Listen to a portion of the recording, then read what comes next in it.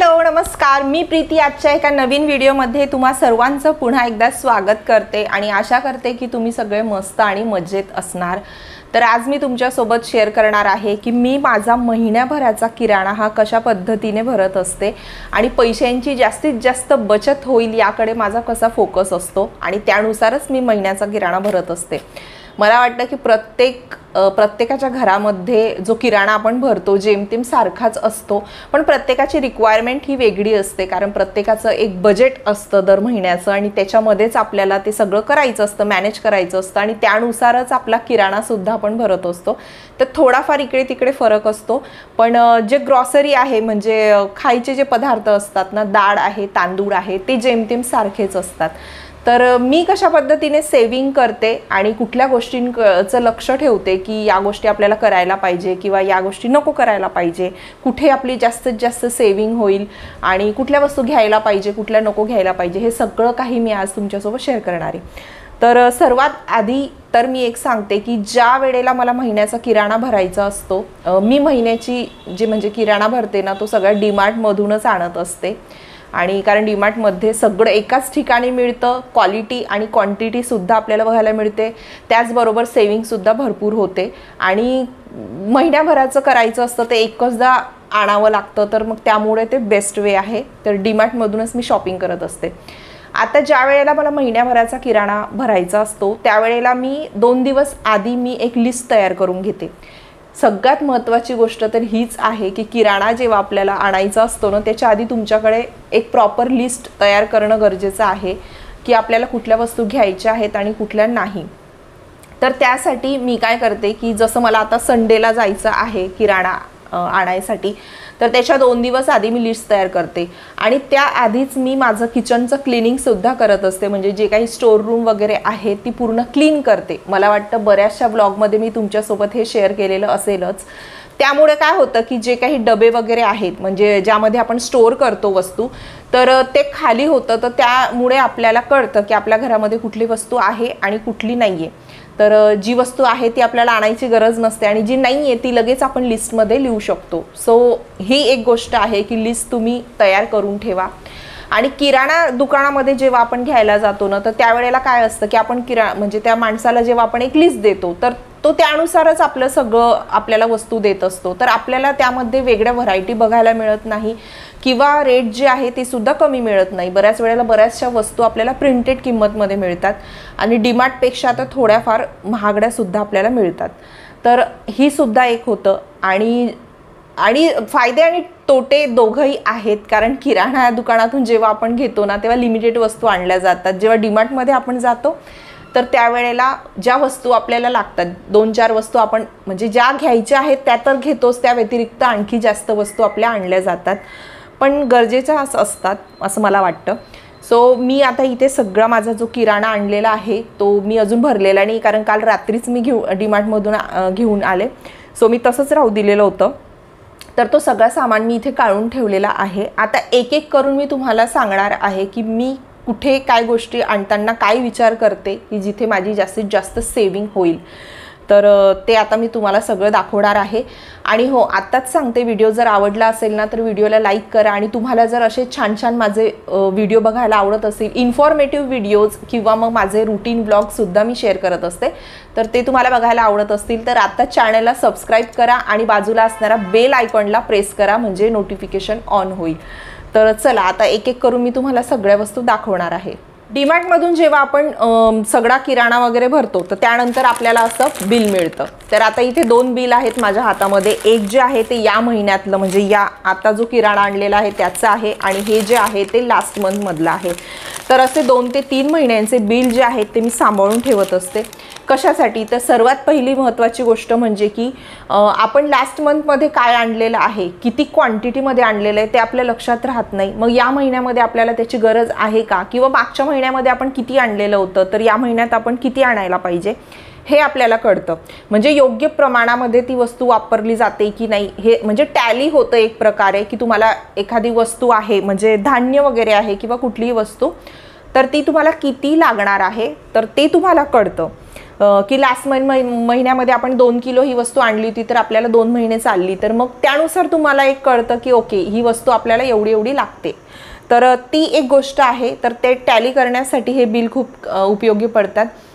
आणि दुसरं म्हणजे की बऱ्याच वेळेला ना चुकीचं प्रोडक्ट आपण घेऊन येतो, म्हणजे की जी वस्तूची गरज नसते, बऱ्याच वेळेला लक्ष नसताना म्हणजे चुकून आपण ती वस्तू आणली जाते आणि मग रिटर्न करायची वेळ आली तर आपल्याजवळ बिल नसतं.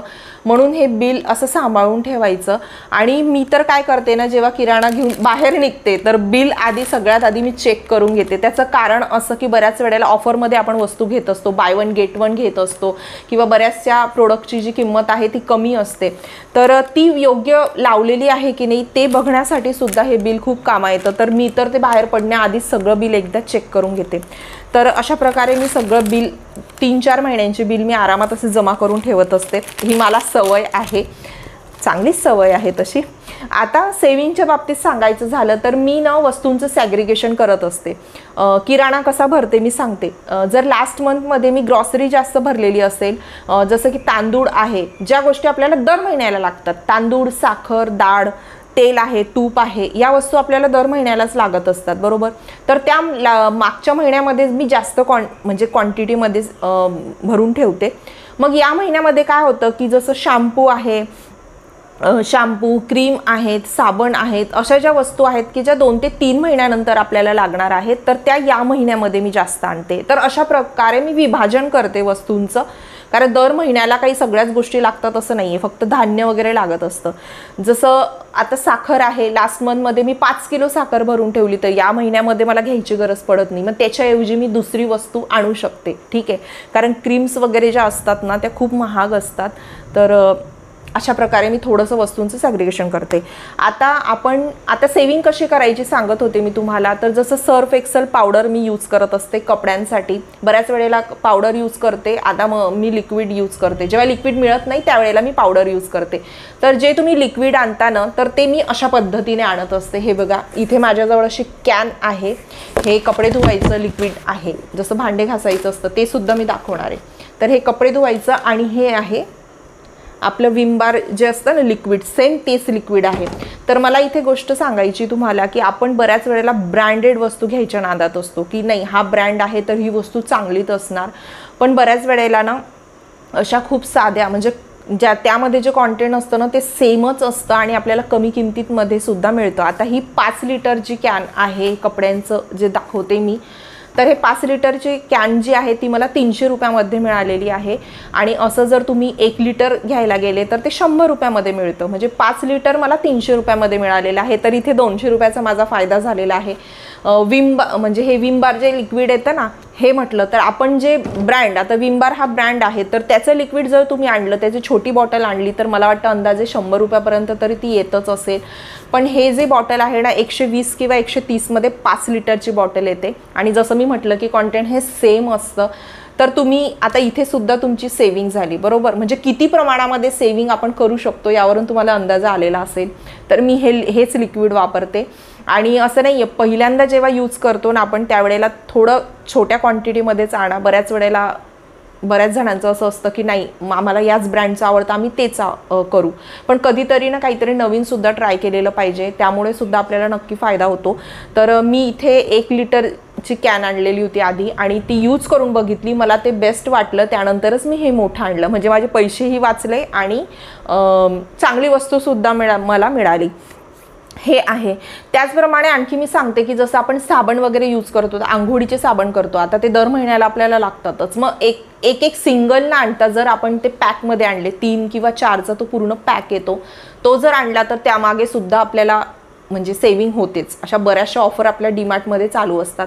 तर साबण झाले किंवा क्रीम्स आहेत तर क्रीमसुद्धा, पण क्रीमच्या बाबतीत मी हेच सांगेल की तुम्हाला लागत असेल ना तर तेवढंच आणा, कारण खूप जास्त प्रमाणामध्ये आणलं तर एकतर एक्सपायर होण्याचे चान्सेस असतात आणि तुमच्या घरामध्ये जर तुम्ही ते एकच जण वापरत असणार तर मग ते खूप जास्त वेळ जात नाही. कारण आता सनस्क्रीन जर सांगायचं झालं तर सनस्क्रीन बघा आता उन्हाळा आहे तोपर्यंतच आपण वापरतो, नंतर खूप वापरतच नाही, बाहेर पडलो तरच.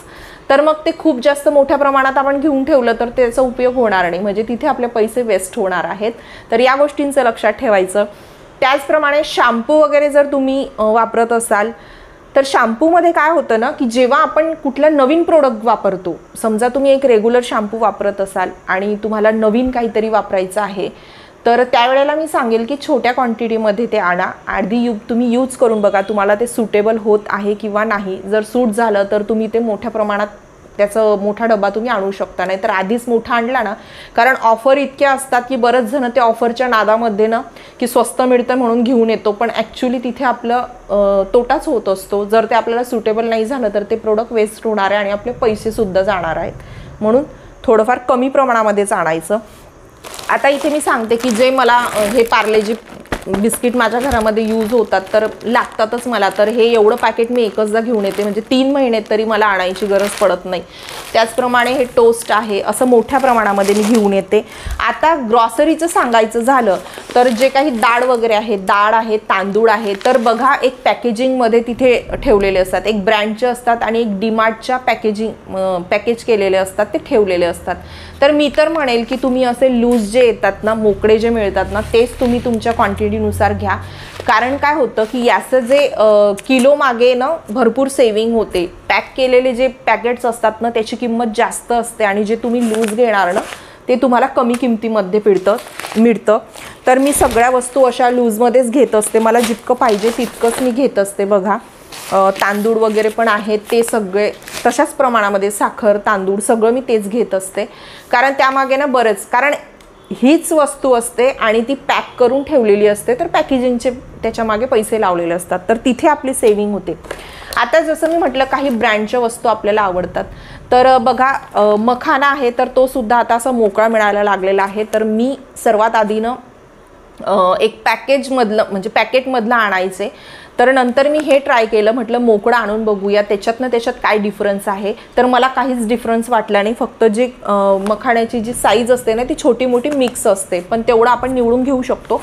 सो मखाना पण मी आता असं लूज याच्यामध्ये आणायला लागलेली आहे. आता या महिन्यामध्ये मी तूप आणलेलं आहे, तर 2 महिने तरी मला तूप आणायची गरज पडणार नाही. त्यानंतर तेल वगैरे आहे तर मी शक्यतो असं 1 लिटरचे पाउचेस जे असतात ते आणते. मी कधी कधी कॅन पण आणते, पण यावेळेला मी पाऊच आणलेले आहेत. हे थोडं इझी पडतं मला पटकन काढायला आणि टाकायला बरणीमध्ये. त्यानंतर मग असे मुरमुऱ्यांचे पाकिट वगैरे आणलेलं आहे. थोडेफार स्नॅक्स वगैरे आणलेले आहेत. हे बघा जे मंथली आपल्याला लागतं ना ते सगळं मी आणलेलं आहे. फक्त तुम्हाला सांगायचं मला इतकंच आहे की जेव्हा आपण महिनाभराचा किराणा भरतो तर त्यावेळेला आपल्याला नेहमी लक्षात ठेवायला पाहिजे की जास्तीत जास्त सेविंग कुठे होते. सेविंग करायची आहे पण त्या नादामध्ये कुठली आपले पैसे वाया जाणार नाही याचं सुद्धा आपल्याला लक्षात, म्हणजे ही गोष्ट सुद्धा आपल्याला लक्षात ठेवायची आहे. आता आपण जेव्हा मसाले वगैरे भरतो ना, आता मी या महिन्यामध्ये मसाला कुठलाच आणलेला नाही आहे.